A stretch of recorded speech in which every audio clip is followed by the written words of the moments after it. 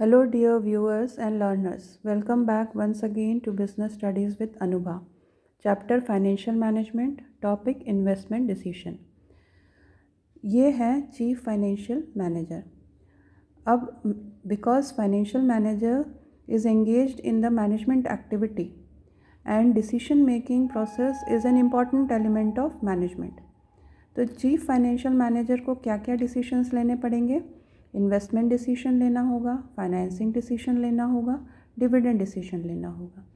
Financing decision हमने class 11th के sources of business finance में पढ़ा है कि जो कंपनी है it can raise capital, it can raise finance from various sources.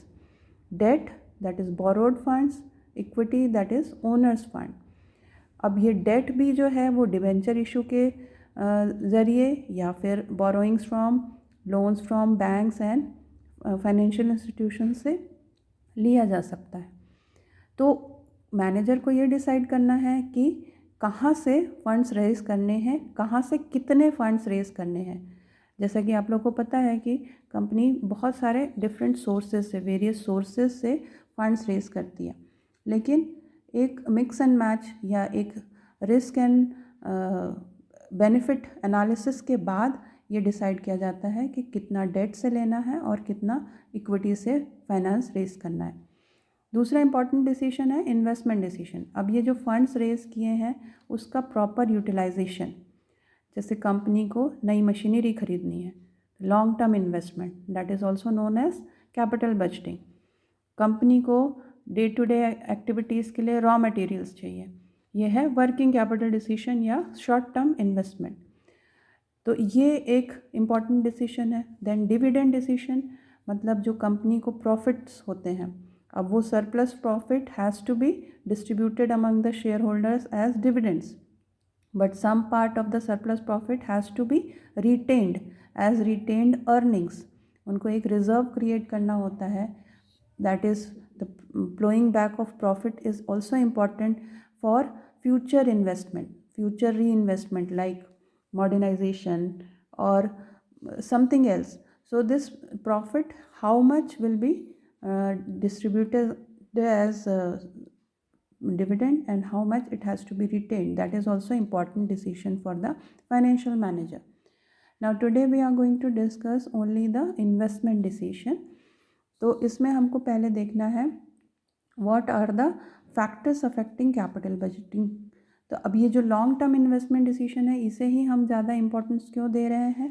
क्योंकि capital budgeting decisions are important because the decisions are related with long term growth of the company. That means it is related to the future prospects of the company. Suppose the company purchases a new plant और a new machinery. It starts a new plant or purchases a new machinery. Now it is going to help the company to grow in future. तो इसलिए ये important है. और ये जो growth है वो लॉन्ग टर्म के लिए, छोटी अभी तुरंत नहीं उसकी इमीडिएट रिजल्ट्स नहीं मिलेंगे, बल्कि ये लॉन्ग टर्म में इसका ग्रोथ प्रॉस्पेक्ट्स दिखाई देगा.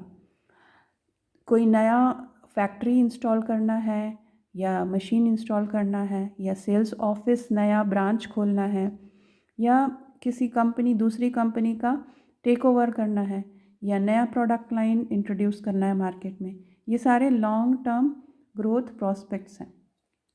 Large amount of funds are involve. तो ये जो लॉन्ग टर्म ग्रोथ के लिए इन्वेस्टमेंट डिसीजन हो रहा है उसमें बहुत सारा फंड्स इन्वॉल्व होता है.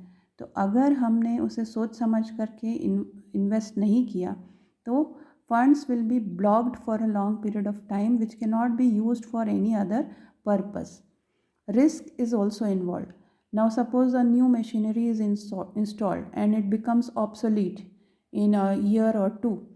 तो हमने किया था उसे लॉन्ग टर्म इन्वेस्टमेंट, लेकिन वो बहुत जल्दी ऑब्सोलीट हो गया, पुराना हो गया, आउटडेटेड हो गया, क्योंकि technology is advancing at a very fast pace. तो इस तरह के डिसीजन में रिस्क भी है कि जिस पर्पस के लिए, जैसे हमने उसमें इनकम जनरेट करने के लिए, रिटर्न जनरेट करने के लिए हमने इन्वेस्ट किया था, लेकिन वो एक्सपेक्टेड रिटर्न हमें नहीं मिल पाता, तो रिस्क इन्वॉल्व रहता है. Then irreversible decision. अब ये जो लॉन्ग टर्म इन्वेस्टमेंट या कैपिटल बजटिंग डिसीजन है, क्योंकि ये लंबे समय के लिए है, उसे हम तुरंत चेंज नहीं कर सकते। इरिवर्सिबल मतलब वापस हम नहीं ले सकते उस डिसीजन को। एक बार आपने किसी कंपनी का टेक ओवर किया है तो you have to keep running the organisation, उसे हम चेंज नहीं कर सकते immediately. It affects the profitability, earning capacity and competitiveness of the firm in long run. तो ये लॉन्ग टर्म इन्वेस्टमेंट जो है कंपनी की प्रॉफिटेबिलिटी मतलब उनके जो कंपनी का जो प्रॉफिट है, प्रॉफिट का जनरली हम यही समझते हैं मीनिंग कि जो रेवेन्यू है that is more than the cost. और कंपनी जब उसकी अर्निंग कैपेसिटी को बढ़ाता है, जैसे हमने न्यू मशीनरी इंस्टॉल किया है या नया प्लांट का ब्रांच खोला है या नया सेल्स ऑफिस खोला है, तो उसमें जो कंपनी की अर्निंग कैपेसिटी है वो बढ़ेगी इन long run. Okay, then because of this importance of capital budgeting decision, we are also concerned with the factors affecting the capital budgeting decision. तो पहला फैक्टर है cash flows of the project.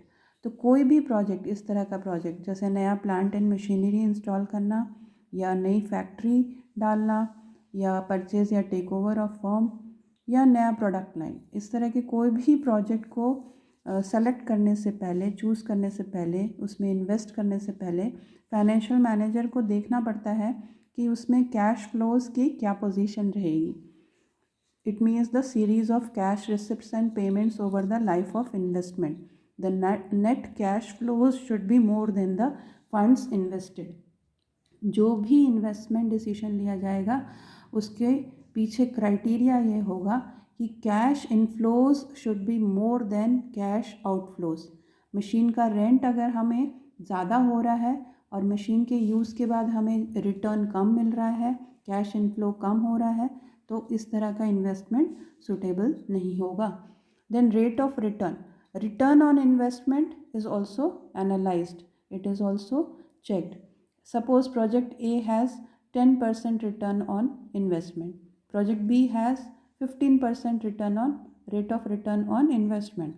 But the level of risk is same in both the project. Then which project should be chosen rationally, logically by the financial manager? Obviously, project B will be chosen because it has more rate of return. Return on investment is higher, risk being same in both the proposals of investment. Then third is investment criteria. Apart from these two factors, this is the third factor which affects the capital budgeting decision: availability of labor, technology, input and machinery.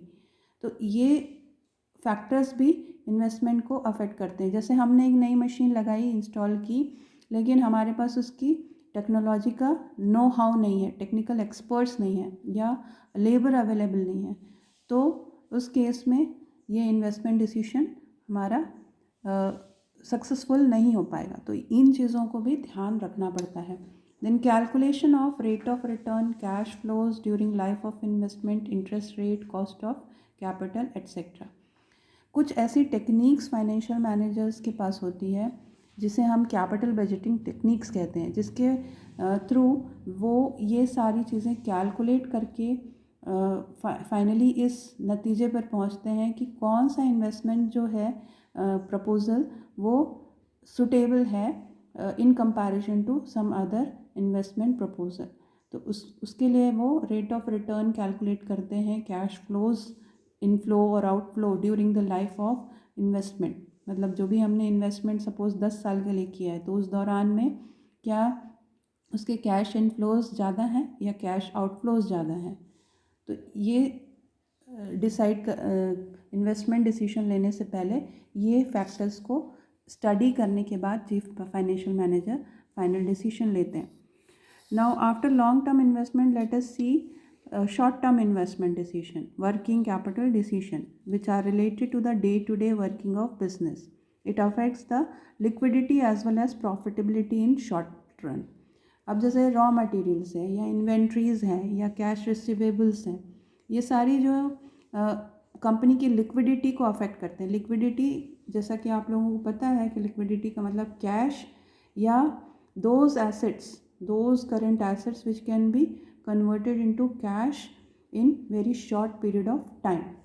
So it has this decision is related to the current assets and liabilities like management of cash, inventories, receivables, etc.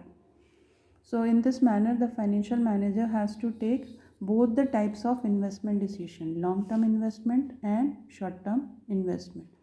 Thank you for watching. Happy learning. Keep watching. Thank you all.